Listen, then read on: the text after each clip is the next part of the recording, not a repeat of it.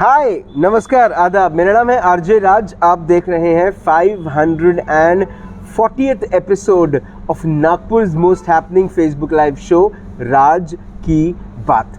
Chhatarpur farms presents राज की बात in association with Kamath and Durkar Wealth Manager. My outdoor partner is Gemini Outdoors. My आत्मनिर्भर Bharat partner is servicing वाला, नागपुर के हर घर का घी, गौ वरदान घी। धन्यवाद डॉक्टर समीर अरबट को, जिनका क्लिनिक है one health care. He is doing some amazing work. Thank you to Aalishan. Also a big thank you to Nagpur's best South Indian food, which is Uttar Dakshin. Behral, also a big thank you to Priya Acharya, Nagpur's best celebrity tarot card reader, and her brand called Siddhi. मेरी आज की मेहमान एक artist है, मेरी आज की मेहमान एक वंडर गर्ल है, मेरी आज की मेहमान फरहीन है।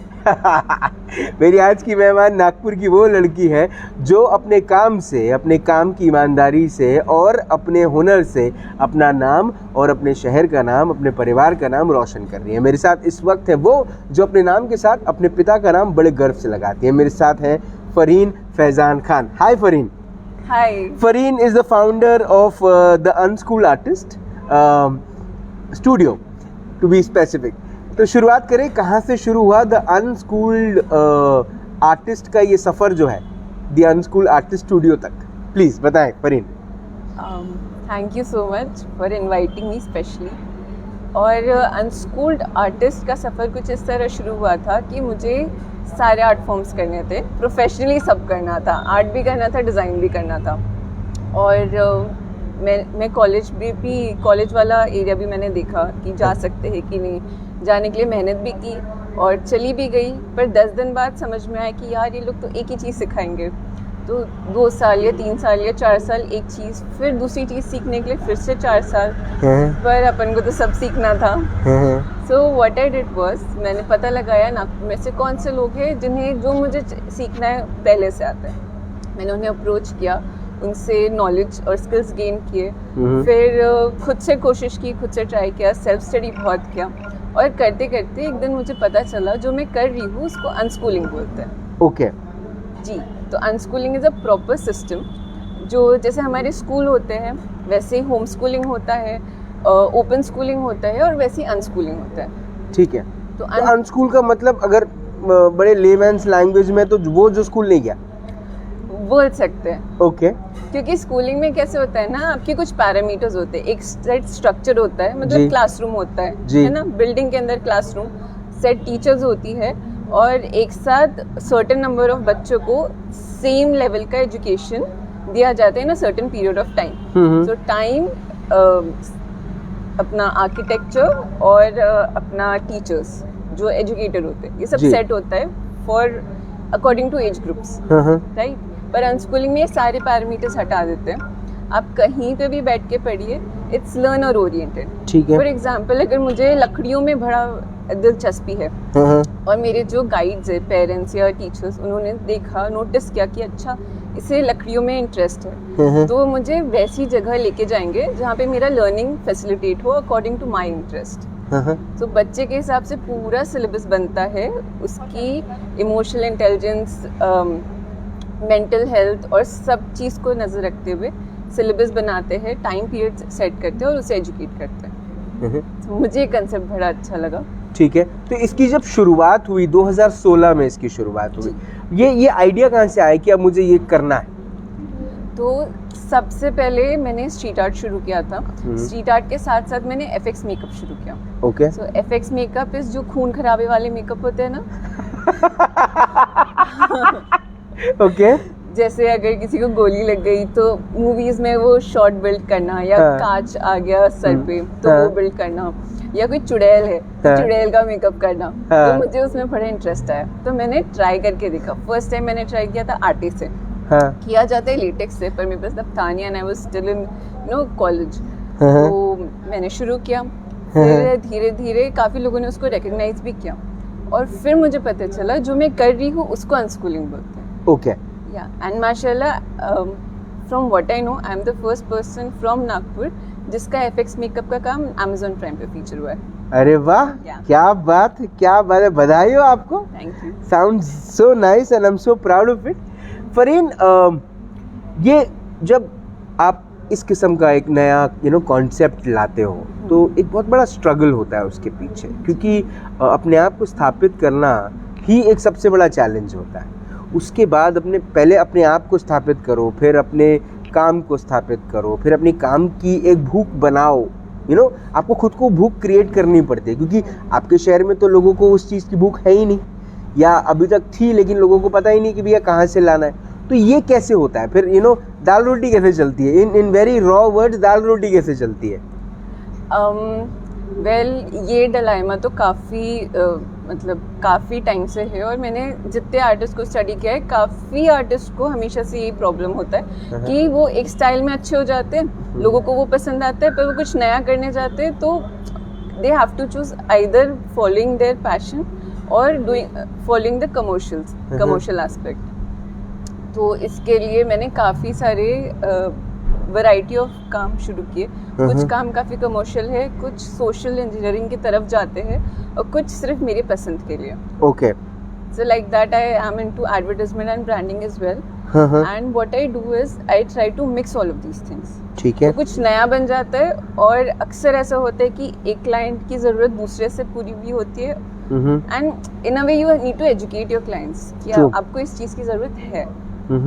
फिर once they realize, तो slowly steadily मिलता है. तो जब कोई ये कहे कि फ़हीन आप काम क्या क्या करती हैं, तो आप कैसे इसको दिखाती हैं? मतलब अपने काम को कैसे डिस्प्ले करती हैं आप? Okay. थोड़ा मुश्किल होता है लोगों को समझाना. तो the simplest way I try to explain is art, design and psychology. I try to mix all of these things. ठीक है. So I try to make products जो आर्टिस्टिक हो दिखने में और इमोशनली आपको अपील करें. ठीक है. तो ऐसे ही जब अगर मैं इंटीरियर्स भी डिज़ाइन कर रही हूँ, I try to include that into emotional design. Emotional design is also a concept which I really love. तो जैसे UI UX आपने सुना होगा. जी. तो user experience, it's an emotionally designed पूरा थियोरी. जी. तो वो थियोरी में भी इमोशनल डिज़ाइन आता है, psychology and design. Okay. So, for example, You made a pen. Yeah. So I make calligraphy pens. जी. If you can see. So these are very sleek. These are very unique. So emotional design के भी कुछ levels होते हैं which you need to fulfill. Right. So this is something that tells a story. कि गालिब जब लिखते थे तब इस किस्म के पेन से ही अपनी गज़ल को लिखते थे. जी. And it is very unique क्योंकि ये सिर्फ आपकी होगी, ऐसा एक और पीस नहीं है. जी. And it looks pretty, like at least to me it looks pretty. Yes, it looks amazing. And I've also made few things for which I'll need a torch. Right. I'll need a torch. Okay. Yes. So this is a material which Right. I've developed. So if you can see, let me know. Yeah. ये तो blue लग रहा है. हाँ. ये क्या मंगल ग्रह से आया हुआ है? ये कहाँ से आया हुआ है? जादू ही लग रहा है ये तो, क्योंकि ऐसे तो ये ग्रेश शेड में है. हाँ, ये बहुत ही फ्लेक्सिबल है, कपड़े जैसा लगता है. It's very light. राइट. लेकिन आप इसको लाइट के अगेंस्ट देखते हो, so you can almost see a floating galaxy. Oh wow. Yeah. So this is a material which I developed. Right. तो ये किस में इस्तेमाल होता है ये? इससे मैं आर्ट वर्क्स बना रही हूँ. इससे आर्ट वर्क्स बनाते हैं. Wow. And should I do this one? And this is an eyepiece for people who cannot see. Okay. So to explain this, जैसे आज हम बात करने आए हैं. जी. और आपसे बेहतर कौन समझेगा कि बात करना कितना इम्पोर्टेंट होता है. सच बात. One conversation can change your entire perspective. True. Right? True. पर जैसे कितने बार ऐसा हुआ कि इस साल में आपने ऐसे लोगों से आप मिले या टकराए या पब्लिकली देखा जो देख नहीं सकते. तो मैं एक स्कूल भी गया था, नागपुर में ही है, जहाँ पर ऐसे स्पेशल किड्स रहते हैं जो देख नहीं पाते. जी. सही बात. पर ये हम पब्लिकली उतने नहीं मिलते, पर ऐसी बात तो नहीं है कि वो है नहीं. हाँ बिल्कुल वो है. है, पर वो उतना बाहर नहीं निकल पाते. जी. और अगर हम उनसे मिलते भी हैं, जब वो हिम्मत करके थोड़ा बाहर भी आते हैं, तो हम उनसे क्या बात करते हैं? हो सकता है उनके काले चश्मे देख के हम आइडेंटिफाई कर लिए and it becomes a bit I hesitant know. Conversation, I know. Right? But what if we give them something, an accessory, हाँ, अ फैशन एक्सेसरी, क्योंकि फैशन यूजुअली उन लोगों के लिए होता है जो देख के अप्रिशिएट कर सके, राइट? बिल्कुल सही है और उनके लिए नहीं होगा जो नहीं देख सकते, जी, in a very simple language. Right. So why not give them an accessory which only they can wear? Wow, And it becomes a conversation starter, and each accessory is made according to that person. Right, For example, हम्म। अगर मैं खुद को represent करती हूँ पेड़ों से, right? कि मैं खुद को एक पेड़ जैसे ग्रो करता है, कभी ग्रो करना रुकता नहीं है, तो मैं खुद को वैसे represent करती हूँ, जी। right? So I get one eye piece which has a pink sky and tree according to my Yeah. vision of me. Right, तो जिस दिन मुझे मेरे बारे में बात करनी होगी उस दिन मैं ये चश्मा पहनूंगी, और हो सकता है लोगों को क्यूरियोसिटी हो, वो पूछे यार ये क्या है, हाँ, then I tell them about myself. So through this chashma I can explain them what I feel about myself. It's a conversational startup, Yes, it's a conversational starter.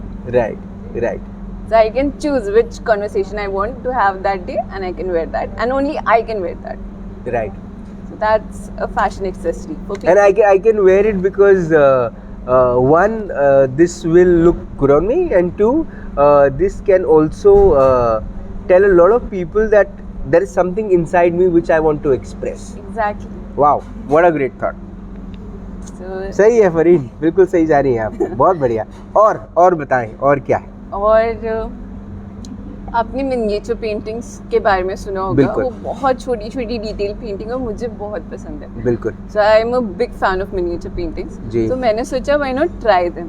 लेकिन अगर हम बनाते भी है तो पेंटिंग्स कैसे घर में शो पीस में रखी रहती है, but I don't want to make my paintings get bored, मतलब वो तो बोर हो जाएंगी शोकेस में पड़े पड़े। So what I do is I try to make miniature paintings on natural material which people can wear and take them outside. Right, So this is one of the few pieces I've been working on. एक second, हाँ, अब आपकी painting clear है। So I can see again a tree with a pink flowers, क्या ऐसी कुछ देख रहे हो? pink. There is a boy, am I right? No, not really. ये बिल्कुल कॉर्नर में मैं देख पा रहा हूँ एक जी, छोटे से बच्चे को। Wow, that and this piece also. Wow, So these इसको बनाते कैसे? बड़ा डिफिकल्ट आर्ट लग रहा है मुझे ये। To make also is a difficult thing. हाँ, पर एक बार आप उसमें घुस जाते हो ना, and art is very simple. एक बार आप लाइट को समझ लेना, बस आप आर्टिस्ट बन गए। ओके, तो आर्ट में कोई भी चीज़ बनाने के लिए आप एक बार समझ जाए कि लाइट कहाँ से आ रही है, रिफ्लेक्शन का है, शैडो का है, बस आप कोई भी आर्ट वर्क कर सकते हैं। ठीक है। Even like if it's a sketch something like this या और a miniature painting like this, या it everything depends on light. एक बार वो ट्रिक समझ गया ना, आप कोई भी आर्ट फॉर्म कर सकते हैं फाइन आर्ट्स में। ठीक। That is my perspective. ठीक, ठीक है, ठीक है। ये एक ये जो आपने एक बनाया पेंसिल से, व्हाट वाज दैट? हाँ, तो ये हमारे गार्डन का पेड़ कटा हुआ था, जी, तो उस काटा तो नहीं ना आपने? नहीं नहीं नहीं, ठीक है। तो उसकी लकड़ी को पॉलिश करके I made this turkey silly pen. Wow, so this is a calligraphy pen. इसका अरे। हेड बैम्बू का बना है, राइट, एंड उसको फिर पॉलिश किया घसा। So I really wanted a Turkish pen. अब मैं टर्की तो जा नहीं सकती, तो मैंने उसकी कुछ फोटोज देखे and I try to make one for myself. Do sell them? Yeah I do. How much this will this pen cost? This will cost around 800 to 1200 okay, depending on the type of pen it is. Right, right, amazing यार, what a great art, amazing. Okay, Thank you so आपकी कुछ paintings भी हैं? Yeah so this is a sketch, या pencil sketch है। जी, ये क्या है? ये किचन है, इंडियन किचन है ये? Yeah, this is actually an installation by Subodh Gupta. तो Okay. उनका एक इंस्टॉलेशन मुझे बहुत पसंद आया था and I tried sketching it. Asad Firdausi साहब का मैसेज है रियली? जी, कहते हैं Fareen you are amazing, best wishes always. Asad sir has been a great mentor. Yeah. So I he is want an inspiration to many. to. Yeah. through that. So I really wanted to understand how furnitures work and resource management. और मैं ना actually बहुत confused थी कि यार ज़िंदगी में करना क्या है, और मैं जिस तरह की पढ़ाई करी थी मुझे वो करना नहीं था. So I went to Asad sir. मैंने उनको बोला कि सर मुझे आपके साथ काम करना है, and I had been following his work. तो sir was so open to work and he was like ठीक है आ जाओ. And that day, after that day, like my perspective toward design really change, क्योंकि सर एक्चुअली मतलब वो ये differentiate नहीं करते थे कि I came from a non design background और साथ में ही आर्किटेक्ट्स और बहुत ही बड़े कॉलेज से बच्चे आए थे उनके पास इंटर्नशिप करने. So true. So he did not differentiate between us. उन्होंने हम सबको इक्वली पढ़ाया समझाया. So I learned my furniture designing and interior के बारे में जितना भी सीखा I learned through Asad sir. And mashallah right after that, I guess around 6-7 months after that, I got an opportunity to design one cafe. वहाँ फिर practice किया, फिर उसके बाद 2-3 कैफेज और आए. So that's how the journey started. कुछ और काम भी है आपका, वो काम हम दिखाएं.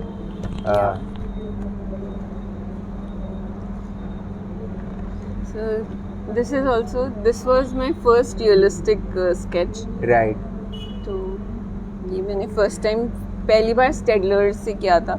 तो तब ना मेरे पास इतने महंगे आर्ट सप्लाईज थे नहीं, तो फ्रेंड के स्टेडलर्स बोरो करके, स्टेडलर ना बहुत अच्छे कलर पेंसिल्स होते हैं. Okay. और मेरे पास बहुत सस्ते वाले थे. तो तब मैंने फ्रेंड का बोरो करके आई ट्राइड दिस. कितना वक्त लगता है एक वो चीज़ को बनाने के लिए जो आप बनाना चाहते हैं? जैसे इस किस्म का आर्ट वर्क है, स्केच वर्क है, या ये टर्की पेन को तैयार करना है, या इस किस्म के ग्लेस को तैयार करना है. कितना वक्त आप इन्वेस्ट करते हैं ये सब चीज़ों में, और उसके जो रिटर्न्स हैं वो क्या आपको मिल पाते हैं? जी, तो सबसे ज़्यादा वक्त सोचने में लगता है. जी. तो एक बार जब ऐसा होता है कि ठीक है एक थोड़ा सा आइडिया आया, तो दिन रात खाली वही आइडिया चलता रहता है कि सोते जागते खाते पीते वही कि ये एग्जीक्यूट कैसे होगा, फिर उसमें ड्रॉबैक्स क्या होंगी. जैसे इस वक्त मैं टीचिंग एड्स के ऊपर काम कर रही हूँ, तो मुझे हर वक्त इवन सपने में भी वही आता है. तो सोचने में बहुत टाइम जाता है, पर एक बार थॉट क्लियर हो जाते हैं, अच्छा ठीक है हम इतने का करेंगे, इसमें ये चीज़ इन्वॉल्व करेंगे और ऐसे करेंगे. जी. Then it becomes very easy. फिर तो 1 या 2 दिन में काम कंप्लीट हो जाता है.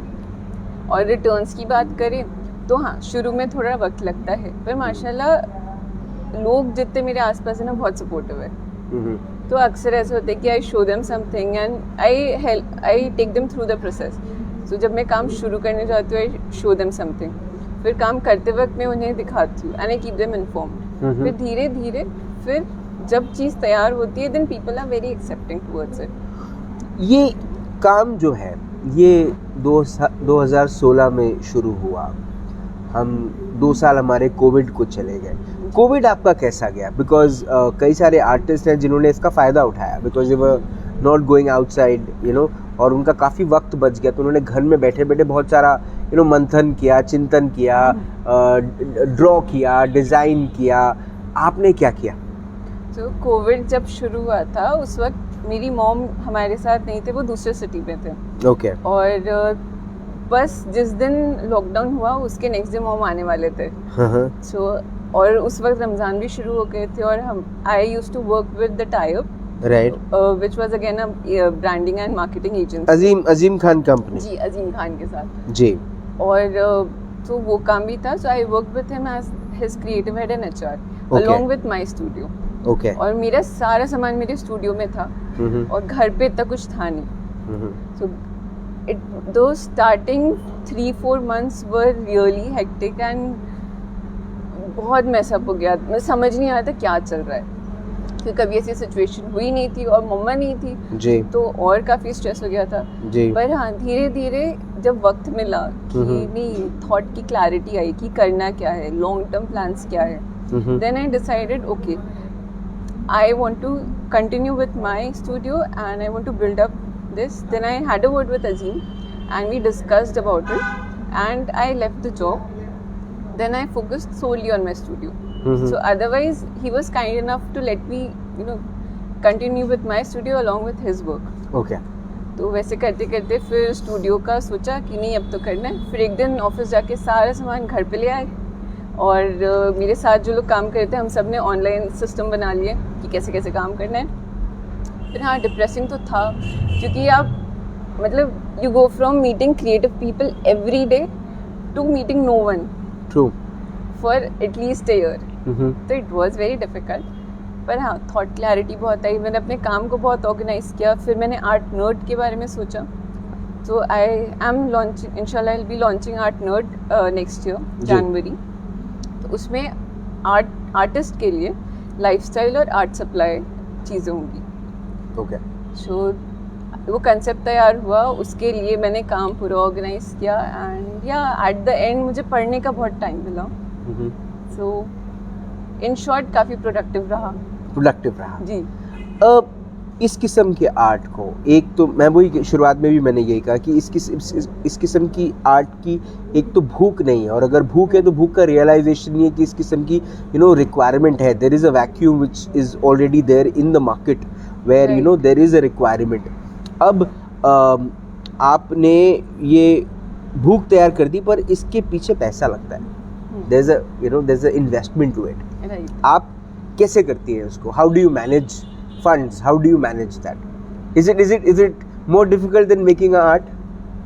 Yeah, I don't like talking about money to be honest. और client से अगर पैसे की बात करनी रही तो ऐसे लगता है अरे यार I can understand जी। वो चीज़ थोड़ी सी मुझे bother करती है। नहीं, bother सही बात। करती तो है।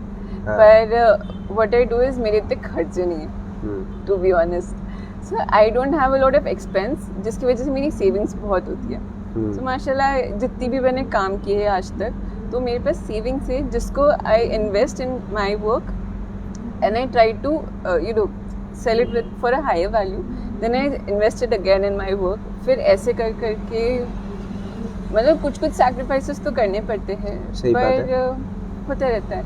और धीरे धीरे जब पता चल रही है, and to be honest like if I'm being very honest, I did not know the value of my work. अच्छा। So once I started talking about it in the market and understanding कि बाकी लोगों को same work का क्या value है और हमारा क्या वैल्यू है, then I realized that I was undervaluing my work. So now when I charge, it's enough for me to sustain. Okay.